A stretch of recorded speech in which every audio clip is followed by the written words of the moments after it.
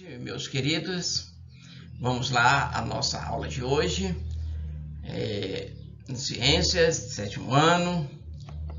E antes de nós começarmos, eu gostaria de lembrar vocês, mais uma vez, de que é imprescindível a sua atenção. Quanto mais atento você ficar, mais fácil será de você entender, ok? Então, eu vou pedir que vocês estejam abrindo o livro de vocês, na continuação da nossa aula. E nós vamos ver agora, hoje, sobre os vermes. Sei que vocês devem estar lembrados que na aula anterior nós falamos sobre os vírus e as viroses, né? Ou seja, as doenças causadas pelos vírus, ok? Então, dando continuidade, né, no nosso assunto, nós veremos agora aqui na página de número 28, falando um pouco sobre os vermes, tá? Então, página 28 do livro de Ciências. Eu gostaria que vocês abrissem o livro de Ciências na página 28 e acompanhassem a leitura comigo, tá? O texto diz aqui sobre os vermes o quê? Que verme é o nome popular dado a animais de corpo mole e alongado, sem pernas. Entre os vermes mais comuns há os platelmintos e os nematóides. Alguns desses animais vivem dentro do corpo de outros seres vivos, sendo por isso chamados de endoparasitas. Essa palavra endo e parasitas, ela tem a ver com a questão de dentro. Endo quer dizer interno, parasita, parasitas internos. As doenças causadas por esses endoparasitas são chamadas de verminoses. Como nós falamos, vamos ver dois tipos de vermes e a primeira delas a platelmintos. Os platelmintos são animais invertebrados de corpo alongado e achatado. Do grego platis, que é plano, achatado, e helmintos, verme. Logo, platelmintos são vermes achatados. Nem todo platelminto é parasita. Existem várias espécies que vivem livremente e podem ser encontrados na água do mar, na água doce ou no solo úmido. Um exemplo de platelminto de vida livre é a planária. Essa que aparece na figura aqui, ó. Nas planárias, os ocelos são formas... Aliás, os ocelos não formam imagens, mas percebem a luminosidade do ambiente. Você entendeu esse texto? Ocelos estão no lugar dos olhos, tá? É uma espécie de olhos. Só que eles não veem as imagens, eles apenas percebem a luminosidade. A boca se localiza na região mediana ventral do corpo, assim, quase próximo à barriga, né? Que é para dar uma ideia melhor para vocês. Ficar pela parte de baixo do animal, que é achatado. A faringe, ela é lançada para fora da boca durante a alimentação e o tubo digestório é ramificado por todo o corpo do animal. Ele não tem um sistema digestório completo como o sistema digestório dos humanos, que começa na boca, desce pelo esôfago, vai para o estômago, os intestinos e termina no ânus. Ela não é assim, tá? Então, o sistema digestório dos platelmintos, ele se ramifica por todo o corpo. Ou seja, eles se alimentam aqui na sua boquinha ventral, aqui na parte da barriga, vamos dizer assim. Na barriga do peixe tem a boca e dali a comida vai para todas as partes do corpo, tá? Totalmente diferente de alguns outros seres. Entre os platelmintos parasitas, a tênia.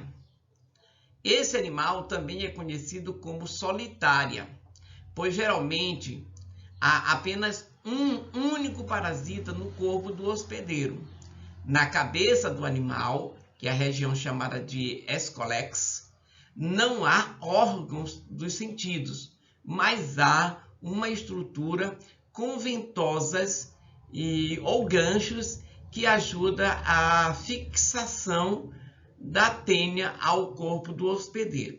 Então, se nós olharmos bem direitinho aqui na figura, aqui aparentemente a cabeça, tem a Ecolex. Essa Ecolex, ela apresenta uns ganchos. Ela apresenta uma espécie de ganchos, que são chamados de ventosas, que, que grudam no intestino do hospedeiro. Então, imaginamos que esse hospedeiro seja uma pessoa e que esse verme, esse platelminto, ele chega a medir até 3, 4 metros de comprimento, ou seja, todo o comprimento do intestino da pessoa, e essa boca vai ficar justamente próximo ao estômago. Então, tudo que a pessoa come, a pessoa que está contaminada come, vai alimentar esse verme. Esses nozinhos, essas repartições que a gente vê aqui, tá? Elas vão se soltando e saem nas fezes. Então, quando a pessoa defeca, ele libera partes da tênia que poderá contaminar uma outra pessoa. Tá? Os nematóides, nós temos aqui os nematóides ou nematódios, são animais invertebrados de corpo alongado, cilíndrico e com extremidades afiladas, do grego nematos, que é fio, e hemintos, de verme. A maioria dos nematóides, ele vive no solo, úmido e rico em material orgânico e ambiente de água doce e de água salgada. Entre os nematóides parasitas, há o ascaris ou a lombriga. Nós temos aqui na fotografia a lombriga, que chega a medir até 15 centímetros, tá? Mais ou menos do tamanho de um palmo de uma pessoa. Se fosse possível aqui a gente esticar a mão para ele caber na câmera, ó. 15 centímetros aqui seria tirando o meu polegar, o que sobra daqui para cá são 15 centímetros. É mais ou menos o tamanho de uma lombriga, tá? Como elas são comumente chamadas por nós. E as doenças causadas pelos vermes. As vermes podem ser transmitidas por alimentos ou água. Por isso a importância de beber água filtrada ou fervida, tá? Filtra-se a água antes de botar na garrafa para colocar na geladeira, ou ferve a água, quem não tem filtro em casa, ferve a água e bota na garrafa para colocar na geladeira. Nós temos algumas pessoas que enchem a garrafa com água direto da torneira e botam na geladeira. Depois reclamam que estão cheios de vermes. O que nós temos aqui? Os verminoses podem ser transmitidos por alimentos ou águas contaminadas com vermes e com ovos deles. Teníase e ascaridíase são apenas algumas das muitas doenças causadas por vermes que podem afetar o ser humano. Aí nós vamos ver algumas delas no decorrer da nossa aula hoje. Aí nós vamos começar com a teníase, que é causada pela tênia, que é a solitária, que nós vimos no slide anterior. Entre as espécies de tênia, duas são parasitas do organismo humano, que é a tênia solium, chamada de tênia do porco, e a tênia saginata, ou tênia do boi. Então, os dois tipos de tênia são fornecidos por carne do porco ou carne do boi, tá? Vocês que comem carne de boi, cuidado aí para não serem contaminados com a tênia. E também os que comem carne de porco. Essas carnes, para não contaminar, precisam ser bem lavadas antes de cozinhar e bem cozinhadas antes de alimentar, tá? Que é para matar mesmo o verme, para ele não se desenvolver no organismo da pessoa. O corpo de uma tênia é formado por vários segmentos chamados de proglótides. À medida que a tênia cresce, os proglótides maduros se soltam e são eliminados com as fezes do hospedeiro. Cada proglótide maduro tem muitos ovos, tá? Então, veja só, geralmente as pessoas humanas, elas defecam em bacias sanitárias e que são armazenadas essa fezes numa caixa subterrânea, porque nós não temos sistema de esgoto na nossa cidade, então as fezes são armazenadas em caixas subterrâneas no quintal da nossa casa. Mas outras pessoas defecam no mato. E defecando no mato, os ovos da tênia ficam ali, e poderão ser comidos por galinhas, por porcos ou por vacas.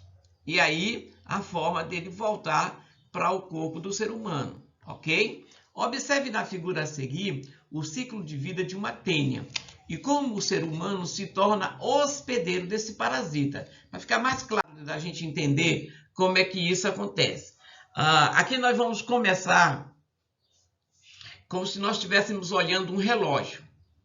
Nós vamos começar na 1 hora com o número 1 e diz, ó, se não houver saneamento básico, que é aquela questão que eu falei ainda agora, de esgoto, com instalações sanitárias adequadas, essas fezes com os ovos do parasita podem contaminar o solo e as plantas. Essa planta pode ser comida pela vaca ou por um porco. O porco ou o boi, ao ingerir os ovos da tênia, abriga o parasita em seu corpo, mantendo ele vivo. Então, nós temos aqui o exemplo da vaca comendo um capim, do porco comendo alguns restos aqui, próximo do capim também, onde com certeza alguma pessoa bem educada deve ter soltado barro ali.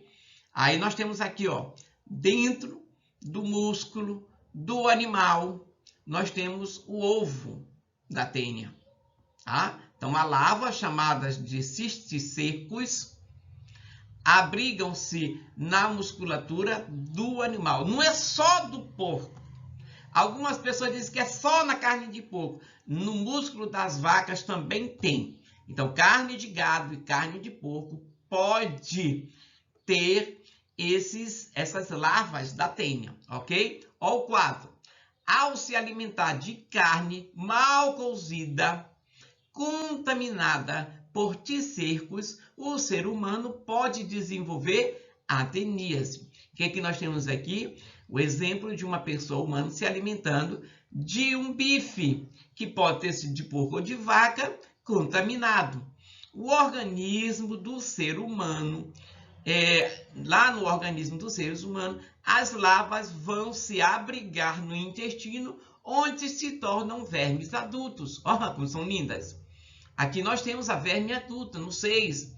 Os proglótides maduros são liberados com as fezes dos hospedeiros e o ciclo se reinicia. Aqui é a tênia completa. Então vamos lá.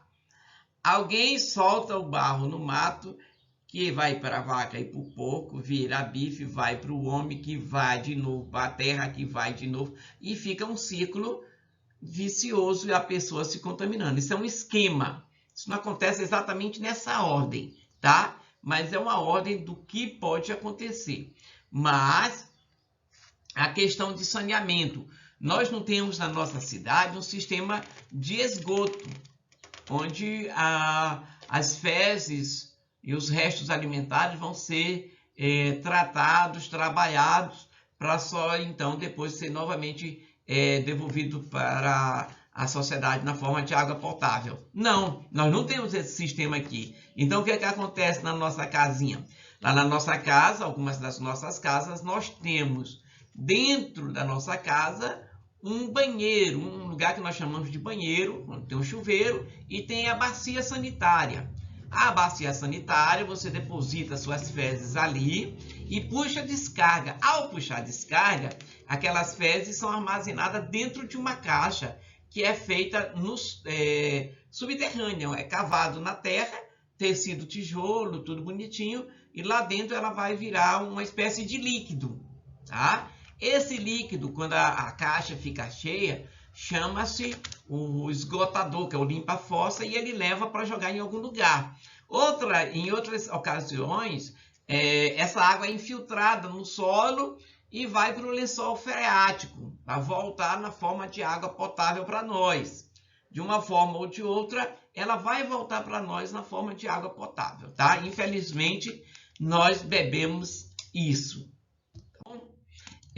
Uma pessoa com teníase pode apresentar perda de peso, indisposição, cansaço, diarreia e irritabilidade.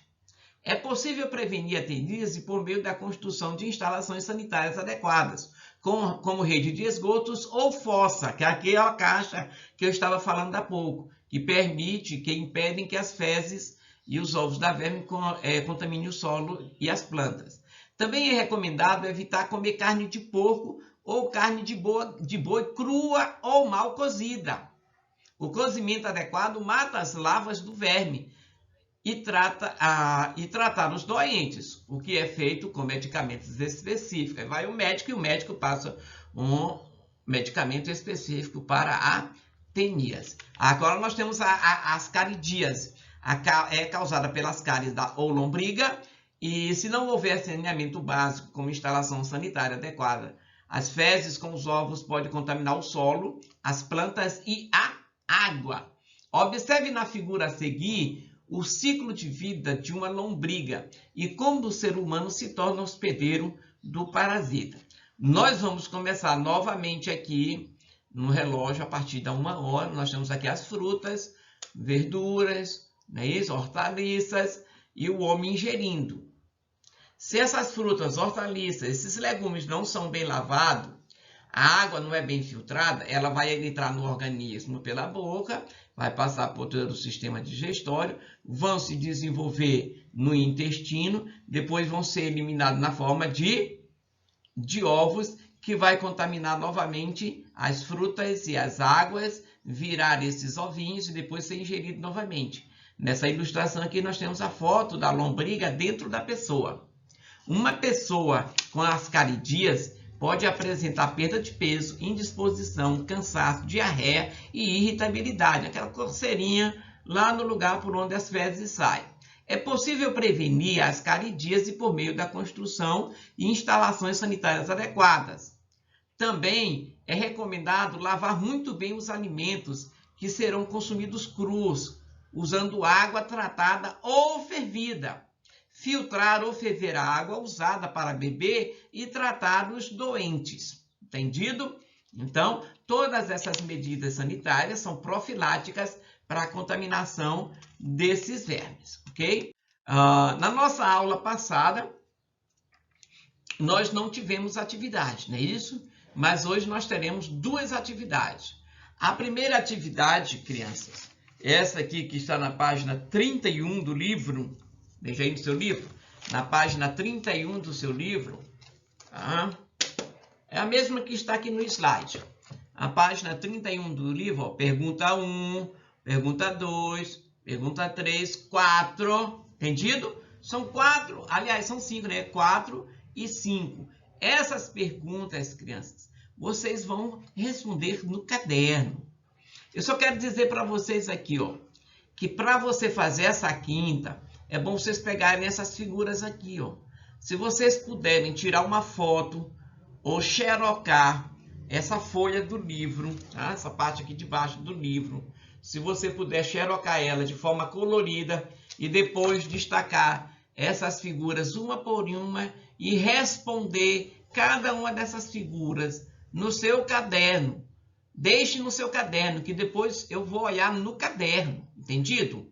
Agora, para me entregar, vocês vão fazer essa tarefa. Estão vendo aqui, ó, essa ilustraçãozinha aqui na cor de jumento fugido?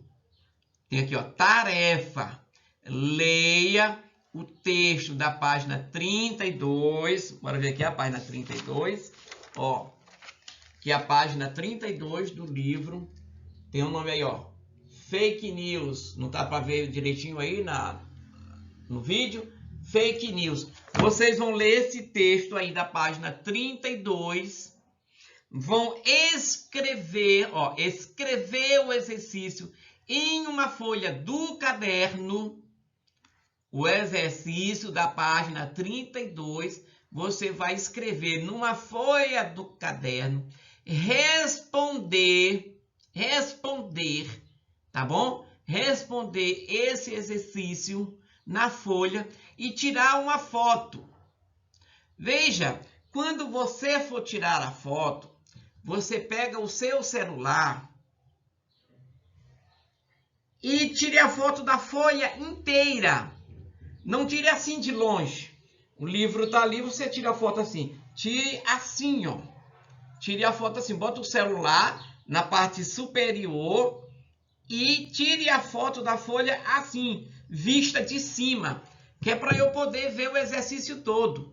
Porque se você faz aquelas fotos que eu tenho visto, alguns mandando aqui no meu privado, algumas dão para ler, outras não dão, porque o formato da foto não está adequado para a leitura. Então, para ficar adequado, você levanta da sua cadeirinha, ó, levanta da sua cadeirinha, bota o celular neste formato, tá dando para ver aí no vídeo, ó, neste formato aqui, a foto em pezinha, deixa eu ver se eu consigo ajeitar aqui, ó, assim, bem pezinho, aí você tira a foto, entendido? Quando você fizer assim, aí você vai fazer uma foto legal para poder mandar essa resposta para mim. Mas qual é o exercício, professor, que é para eu escrever e tirar a foto das respostas do exercício respondido? É o exercício da página 31? Não, não é o exercício da página 31. É o exercício da página 32, que é para vocês responderem e me enviar uma foto. O da página 31, vocês respondam e deixam no caderno, que nós vamos corrigir na próxima sexta-feira, tá bom? Esse do caderno, que é tirado da folha 31, fica no caderno para corrigir na próxima sexta-feira. Esse da página 32, fake news, que você vai ler. Aí tem 4 questões aí embaixo que você vai responder. Essas 4 questões é que você vai tirar a foto do exercício respondido, escrito e respondido. Não esqueça de botar o cabeçalho. Vocês estão rindo aí porque eu chamo cabeçalho, mas o nome é cabeçalho, porque cabeçalho não existe, tá bom? Existe cabeçalho com alguma coisa relacionada à cabeça, mas esse do livro, do caderno, é cabeçalho, que tem o nome da escola, a data, o nome da disciplina, do professor e o nome do aluno, certo? Façam primeiro o cabeçalho, depois escrevam o exercício, para que eu saiba quem é o aluno que mandou a foto no privado e qual ano ele se refere, ok? Então, eu espero que esteja bem entendido. Se ainda não tiver dado para entender, pergunte no grupo, durante o período da aula. Não fique fazendo pergunta lá no meu privado. Tive um aluno ali de outra série que ficou zangado comigo porque ele fez uma pergunta no privado que eu havia respondido no grupo. Eu disse para ele, vá no grupo que a resposta está lá. Ficou zangado, não vou mais perguntar, não vou mais perguntar. Ora, não quer resposta grosseira, não faça perguntas bestas. Pergunte só o necessário. Tá? Se eu já disse aqui o que é para fazer, não me pergunte o que é para fazer, porque eu já dei a resposta. Muito bem. Por hoje, a nossa aula terminou e até a próxima sexta. Quando nós encerrarmos esse conteúdo, nós vamos fazer uma atividade e nessa atividade, sim, que vai valer nota. Então, quando nós chegarmos no slide com essa foto aqui, ó, quando nós chegarmos aqui na página 45, a nossa unidade terá terminado e nós teremos uma atividade avaliativa, que eu vou escolher várias perguntas ao longo da unidade para fazer uma avaliação. Essa avaliação vai ser feita, eu ainda não sei como, ainda vou conversar com a professora Marina para decidir como é que nós vamos fazer essas avaliações, ok? Mas por hoje é só, um abraço e tchau! Fiquem com Deus!